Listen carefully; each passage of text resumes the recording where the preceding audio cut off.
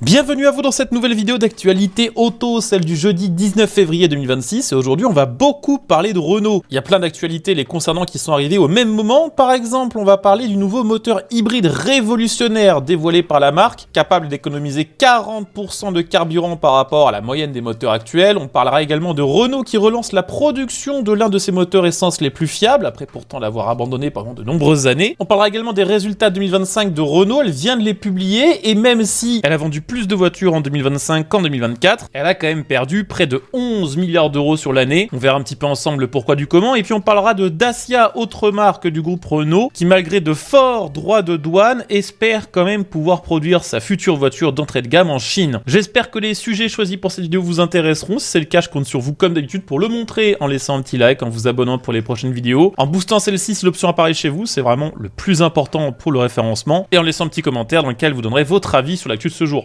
Aujourd'hui, on va beaucoup parler de Renault et de moteurs à travers deux actualités différentes. La première, c'est un nouveau moteur hybride révolutionnaire qui a été dévoilé par Renault et conçu par sa filiale Horse. Horse, c'est une co-entreprise spécialisée sur les motorisations qui a été créée par Renault en partenariat avec la marque d'automobile chinoise Geely. Et cette co-entreprise vient de dévoiler un nouveau moteur hybride qui, sur le papier, paraît assez révolutionnaire et assez en avance sur son temps. Alors, petite précision pour éviter toute confusion, le moteur dont on va parler aujourd'hui n'a rien à voir avec le moteur Horse qui avait été dévoilé l'année dernière en 2025 et dont on avait beaucoup parlé ici en vidéo. À l'époque, il s'agissait d'un moteur que Horse avait pensé et conçu pour qu'il puisse être installé sur n'importe quelle voiture électrique pour la transformer en hybride. Le concept, c'était de fabriquer à bord d'une voiture électrique de l'électricité avec ce moteur qui fonctionnait comme un groupe électrogène, électricité qui ensuite était utilisée pour recharger les batteries d'une voiture électrique et ainsi doper son autonomie. Ce moteur, il est toujours en cours de développement,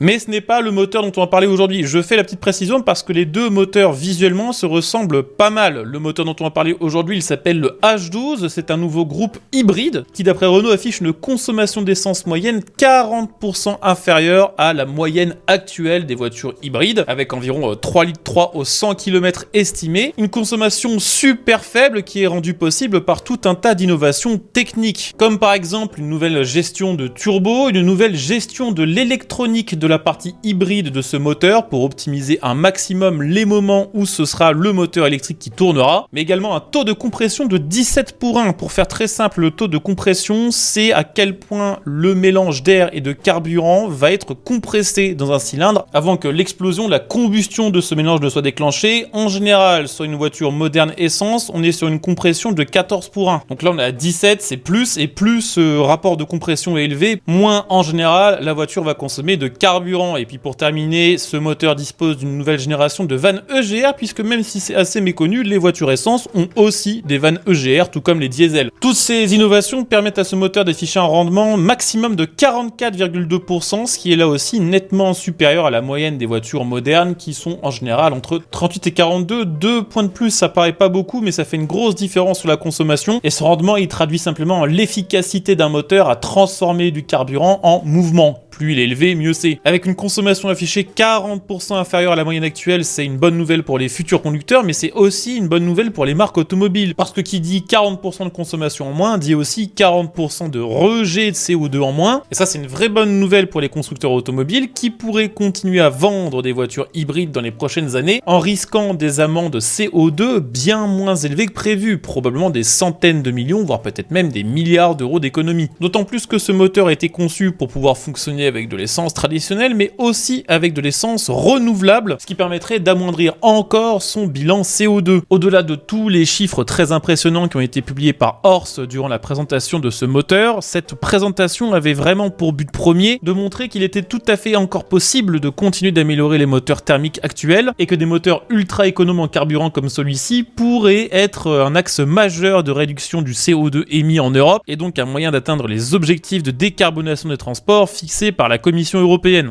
D'ailleurs, vu qu'on parle de moteur et de Renault, j'ai une bonne nouvelle, je pense, à partager avec vous, puisque Renault a relancé la production de l'un de ses moteurs les plus fiables, en tout cas en ce qui concerne les moteurs modernes. Rappelez-vous du 1,3 litre TCE, à ne pas confondre avec le 1,2 litre TCE chez Renault, qui est l'un des moteurs modernes européens ayant une des pires réputations de fiabilité possible. Le 1,3 litre TCE avait été conçu en partenariat avec Mercedes. C'était un moteur qui était réputé comme étant économe en carburant et surtout assez fiable, dont la production avait été arrêtée il y a quelques mois par Renault à cause des contraintes liées aux émissions de CO2. Et bien sachez que finalement Renault relance la production de son 1,3 litre TCE pour le réintroduire en premier sous le capot de son nouveau Captur, dans une version 140 chevaux qui sera associée à une micro-hybridation et à une boîte automatique. Maintenant il y a quand même une petite mauvaise nouvelle, c'est que bien que ce moteur soit de retour sur différents marchés européens, notamment les Pays-Bas, la France pour l'instant ne fait pas partie des pays dans lesquels on pourra acheter cette nouvelle version du Captur, pour une raison très simple qui s'appelle le malus. C'était la raison pour laquelle Renault avait arrêté ce moteur, et vu que le malus est toujours là et qu'il est même pire qu'il y a quelques années, Renault considère que faire revenir ce moteur en France ne serait pas viable. Renault à la place privilégie en France les motorisations GPL, qui sont moins pénalisantes fiscalement parlant, à voir si la demande suivra, parce que des clients qui voudraient acheter le 1,3 litre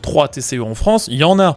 Toujours sur le sujet Renault, sachez que la marque aux losanges vient de publier ses résultats financiers et ses résultats de vente 2025 et que même si elle a vendu beaucoup de voitures avec 2 336 000 exemplaires écoulés, soit une hausse de 3,2% comparé aux chiffres mondiaux de 2024, et bah financièrement ça va pas si bien que ça. La marque a été plombée par deux choses dont on va parler dans quelques instants. D'abord je vous donne les chiffres importants à retenir. Son chiffre d'affaires a augmenté d'environ 3%, atteignant 58 milliards d'euros, mais son résultat net est négatif avec moins 10,9 milliards d'euros. Cette perte n'est pas vraiment de son ressort, elle est plutôt due à Nissan. Renault est toujours actionnaire de Nissan, et vu que Nissan s'est pas mal rétamé la gueule en 2024 et en 2025, ça a fait perdre beaucoup d'argent à Renault. Déjà parce que Nissan ayant perdu beaucoup d'argent et Renault étant toujours actionnaire, elle a dû intégrer une partie des pertes de Nissan à son bilan comptable. Ça a pesé pour environ 2,3 milliards d'euros sur ses finances, mais aussi Renault a décidé de réévaluer la valeur réelle de ce qu'elle détient de Nissan dans ses investissements, une réévaluation à la baisse, estimant que ce qu'elle détenait de Nissan valait en fait 9,3 milliards d'euros de moins qu'en 2024. Donc d'un côté, moins 2,3 milliards d'euros, de l'autre, moins 9,3 milliards. On est à moins 11,6 milliards, mais de l'autre côté, son résultat opérationnel étant positif de 700 millions d'euros, donc ce qui concerne son activité de vente de voitures Renault, pour faire simple, ça permet de redresser un petit peu la barre et de n'être que, entre guillemets, à moins 10,9 milliards. Donc de bonnes ventes, mais des résultats financiers qui sont pas très bons. Il n'en fallait pas plus pour que Renault s'effondre de 4% aujourd'hui en bourse. Le problème, c'est pas que ça, c'est également ce qui est annoncé pour l'avenir, parce que Renault estime qu'en 2026, sa marge va être plus faible qu'en 2025, probablement aux alentours de 5%, dû au fait que pour l'instant, Renault a du mal à faire des voitures électriques rentables en comparaison de ce qu'elle gagne sur une voiture thermique. La prochaine date à retenir pour Renault, c'est le 10 mars 2026, date à laquelle elle dévoilera sa future stratégie. C'est à ce moment-là qu'on apprendra tout ce que compte faire Renault pour remonter la pente sur les prochaines années. Pour terminer cette vidéo, on va parler de Dacia, marque du groupe Renault, qui prévoit finalement de faire produire sa future voiture d'entrée de gamme en Chine. Effectivement, Dacia veut lancer la Hipster, ce sera son nouveau modèle d'entrée de gamme, elle sera sous la Spring, théoriquement. Ce sera la première keycar à l'européenne de chez Dacia, donc on va dire la première micro-citadine de la marque. On parle ici d'une voiture qui ferait 800 kg, qui pourrait être limitée en vitesse à 90 ou 110 km/h, avec probablement une autonomie inférieure à 250 km. Dacia voudrait que cette voiture en France, avant bonus, soit vendue 18 000 euros. Ne rigolez pas, c'est vrai que ça paraît très très cher comme ça, mais en fait quand on regarde les tarifs actuels des voitures, surtout électriques, ça ferait de cette Hipster une des voitures électriques les moins chères du marché. Cependant, pour arriver à cet objectif de 18 000 euros avant réduction, avant bonus, et pour que Dacia et Renault ne perdent pas de l'argent à chaque vente, Dacia estime maintenant qu'elle devrait produire ce modèle en Chine. Ça pourrait se faire, d'après les derniers bruits de couloir, à Xi'an, dans l'usine qu'elle a avec la co-entreprise qu'elle a créée en partenariat sur place avec Nissan, mais aussi le constructeur chinois Dongfeng. Ça pourrait se faire là-bas pour deux raisons. Déjà pour des raisons économiques, parce que ce serait forcément moins cher de la produire en Chine qu'en Europe, mais aussi parce que ce serait beaucoup plus rapide de la produire là-bas, les usines estimant qu'elle pourrait être prête seulement 18 mois après que Dacia ait pris sa décision finale. C'est un choix qui pourrait paraître assez surprenant, parce que actuellement il y a des taxes en Europe sur les voitures qui sont fabriquées en Chine. Donc on voit assez mal comment Dacia pourrait gagner de l'argent sur une voiture qui sera finalement taxée à la mort. Et bien c'est tout simplement parce que que Dacia estime et espère deux choses. Déjà, il se dit que les micro-citadines électriques pourraient profiter d'une exemption de ces taxes, mais il se dit aussi que la Commission européenne, qui doit normalement dans les prochains jours officialiser ses décisions, pourrait annoncer que concernant le Made in Europe, donc pour qu'une voiture soit considérée comme européenne et ne subisse pas les frais de douane, il n'y aurait pas besoin que le modèle en question soit vraiment Made in Europe, mais que la marque,